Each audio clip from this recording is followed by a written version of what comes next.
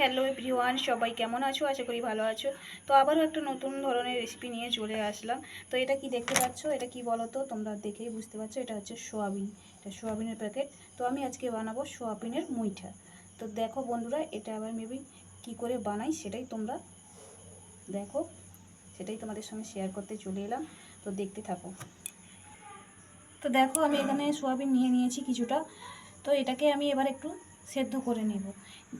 রান্নাটা হবে একদমই নিরামিষই, ঠিক আছে? তো দেখতে থাকো কি করি এগুলোকে দিয়ে আমি। তো এবার এটাকে আমি সেদ্ধ করে নেব। তো দেখো, এখানে আমি বসিয়ে দিয়েছি। এবার এটাকে আমি ওভেনটা জ্বালিয়ে দিলাম। তো এটা এবার আমি চাপা দিয়ে রেখে দেব। দেখো, এখানে আমার কিন্তু সোয়াবিনটা হয়ে গেছে। এগুলোকে আমি এবার তুলে নেব। দেখো, এখানে কিন্তু সোয়াবিনগুলো আমি তুলেছি। এটা এবার ঠান্ডা জল দিয়ে ভালো করে ধুয়ে নেব। দেখো, জল দিয়ে দিয়েছি। এগুলোকে এবার ভালো করে আমি ধুয়ে নেব। এবার এগুলোকে আমি নিজড়িয়ে একদম। তো দেখো, এগুলোকে আমি এবার একদম নিচড়িয়ে একটা পাত্রে তুলে নেব। এইভাবে নিচড়িয়ে পাত্রে তুলে নেব।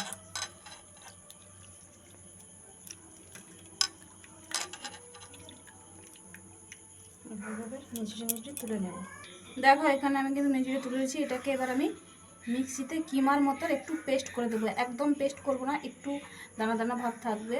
পুরো একদম কাদার মতো পেস্ট করলে খেতে ভালো লাগবে না, তার জন্য আমি একটু কিমার মতো পেস্ট করে নেব মিক্সিতে। তো দেখো, এটা কিন্তু আমি কিমার মতো করে নিয়েছি।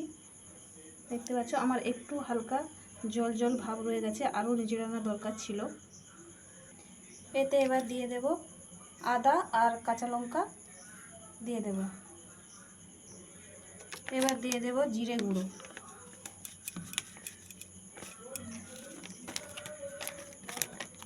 দিয়ে দেবো একটু ধনে গুঁড়ো।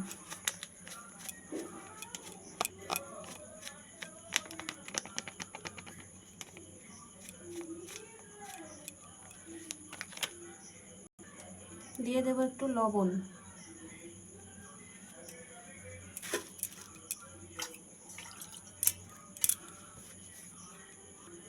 এতে এবার একটু দিয়ে দেবো একটু হলুদ গুঁড়ো।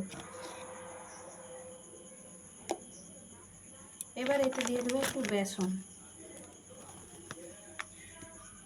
তোমরা বেসনটা সেইভাবে দেবে, কারণ আমার একটু জল জলা ভাব রয়ে গেছে, হয়তো বেসনটা কিছু বেশিটাই লাগবে। তোমরা সেই হিসাবেই বেসনটা দেবে। এবার এগুলোকে মেখে নেব ভালো করে।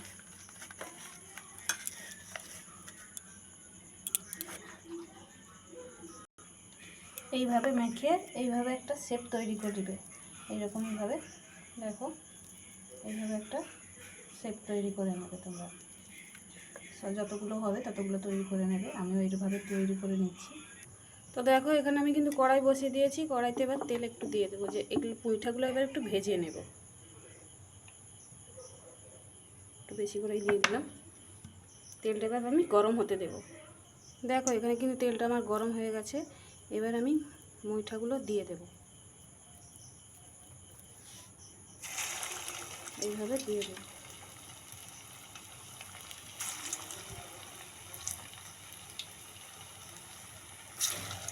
এইভাবে মুইঠাগুলো আমি ভেজে নেব।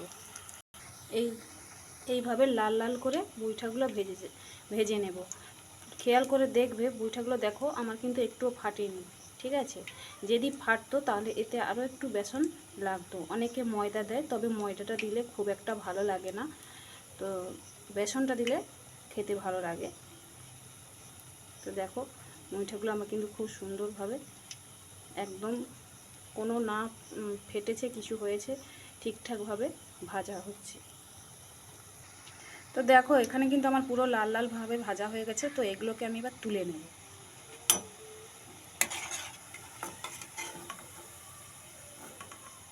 একটা একটা করে তুলে নেব।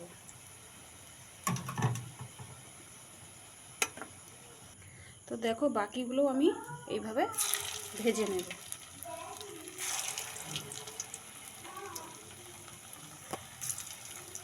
বাকিগুলো আমি কিন্তু ভেজে নেব এইভাবে।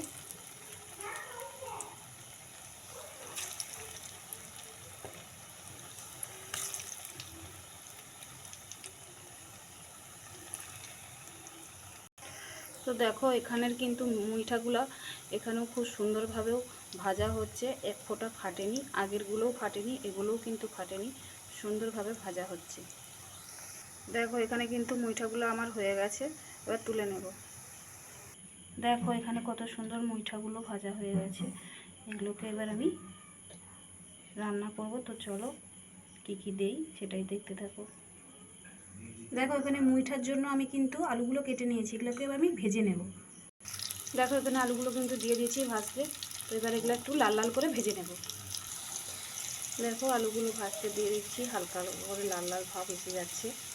তো যারা নিরামিষ খাও তাদের পক্ষে এটা খেতে খুবই ভালো লাগবে। তো এগুলো তোমরা স্ন্যাক্স হিসেবেও খেতে পারো, তবে এতে তো নিরামিষই হয়তো তোমাদের খুব একটা ভালো লাগবে না, তো তরকারিতে করলে খুবই ভালো লাগবে খেতে। দেখো এখানে কিন্তু আলুগুলো আমার কম বেশি ভাজা হয়ে গেছে, এইগুলোকে এবার আমি তুলে নেব। তো আলুগুলো আমি লম্বা লম্বা করে কেটেছি, কেউ পারলে চৌকো চৌকো করে কাটতে পারো, তো আমি লম্বা লম্বা কেটেছি। তো দেখো ফোড়নে দিয়ে দেব আমি এলাচ, লবঙ্গ, দারচিনি, এগুলো আমি ফোড়নে দিয়ে দেব।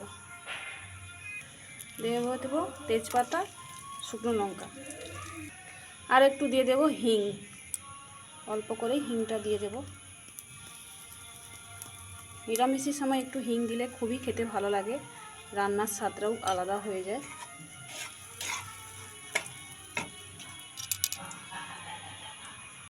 এবার দিয়ে দেব আদা কাঁচা লঙ্কা বাটা।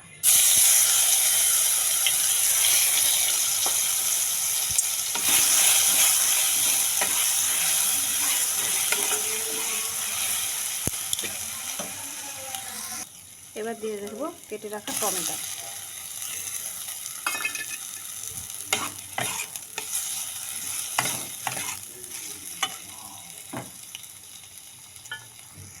তো এতে এবারে একটু লবণ দিয়ে দেবো, লবণটা দিয়ে দিলে কী হয় টমেটোটা তাড়াতাড়ি জ্বলে যায়। তো আমি একবারে বেশি করেই দিয়ে দিলাম, একবারেই দিয়ে দিলাম, আর দেবো না।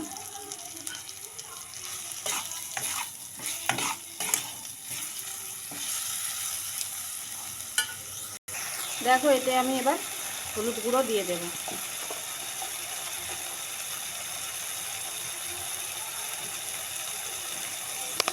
এবার হলুদ গুঁড়ো দিয়ে দেবো।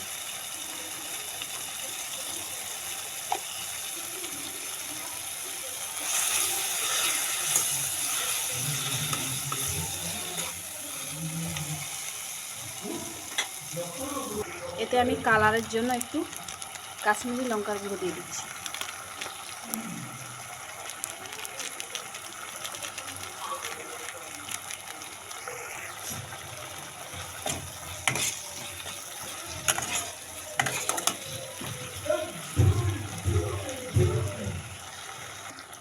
অল্প করে লাল লঙ্কার গুঁড়ো দিয়ে দেবো, একদম কম করে দেবো, যেহেতু অতটা মিষ্টি হবে না, ঝাল হবে না, হালকা একটু মিষ্টি মিষ্টি ভাব থাকবে, তো যার জন্য অল্প করে লাল লঙ্কার গুঁড়োটা দিলাম। এবারে দিয়ে দেব ধনে গুঁড়ো,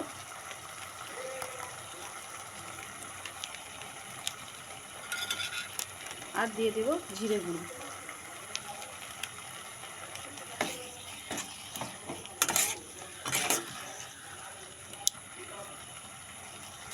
আর অল্প চিনি দিয়ে দেব।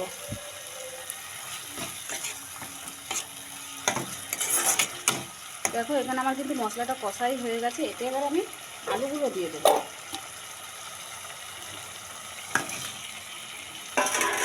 ভেজে রাখা আলুগুলো দিয়ে দিলাম।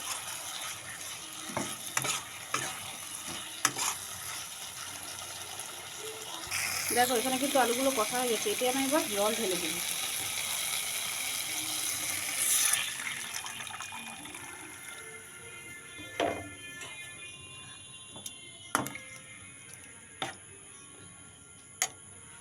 এটাকে এবার আমি চাপা দিয়ে দেবো,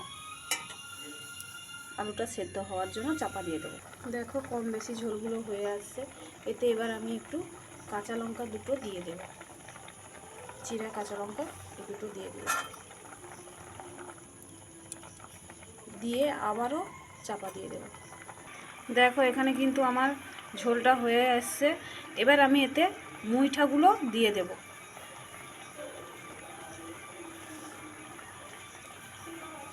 মুইঠাগুলো দিয়ে দেব।